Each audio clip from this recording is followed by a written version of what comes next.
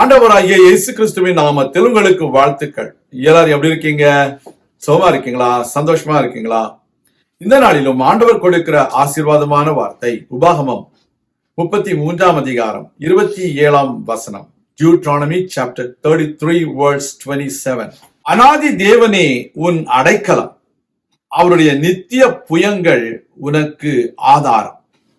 அவர் உனக்கு முன்னின்று சத்துருக்களை துரத்தி அவர்களை அழித்து போடு என்று கட்டளையிடுவார்.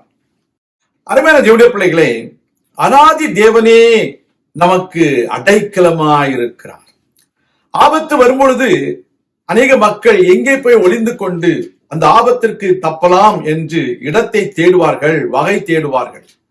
அந்த வேளையில் அவர்களுக்கு ஏதாவது ஒரு குகை கிடைக்குமா, அல்லது ஏதாவது ஒரு ஒளிவிடம் அல்லது ஒரு மறைவிடம் கிடைக்குமா என்று அவர்கள் அதை தேடி ஓடுவார்கள்.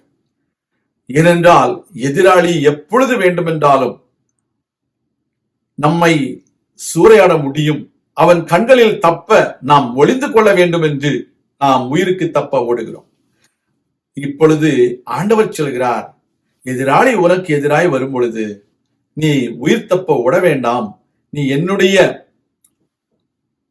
புயங்களுக்கு கீழாக வந்து அடைக்கலம் புகுந்து கொள் என்று சொல்கிறார்.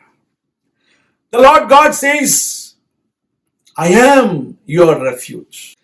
He says, you can come and take shelter underneath of my arms.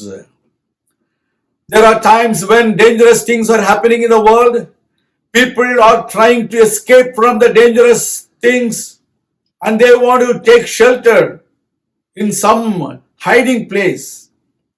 Our Lord God is our hiding place. He is our refuge. He is our shelter. Under His arms, we can go and take shelter and be protected. கர்த்தருடைய பிள்ளைகளே, அவருடைய நித்திய புயங்கள் நமக்கு ஆதாரமாக இருக்கின்றன.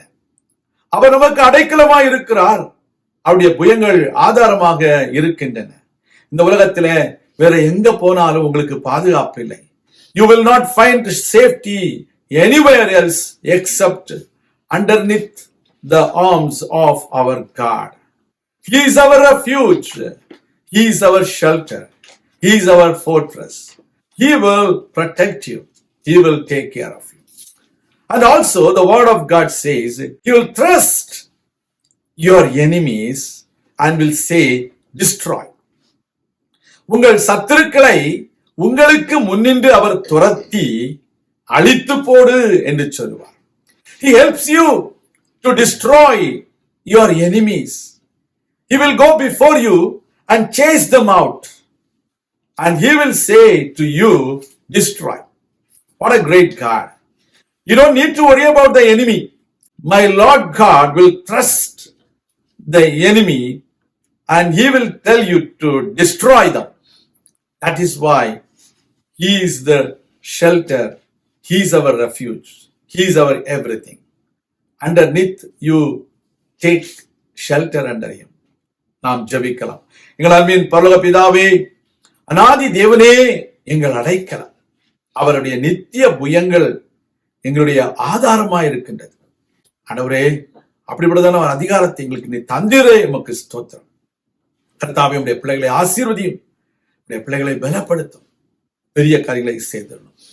இயேசு கிறிஸ்துவின் நாமத்தில் ஜெபிக்கிறோம் எங்கள் நல்ல பிதாவே, ஆமேன். ஆமேன். கர்த்தர் தாமே உங்களை ஆசீர்வதிப்பாராக. ஆமேன்.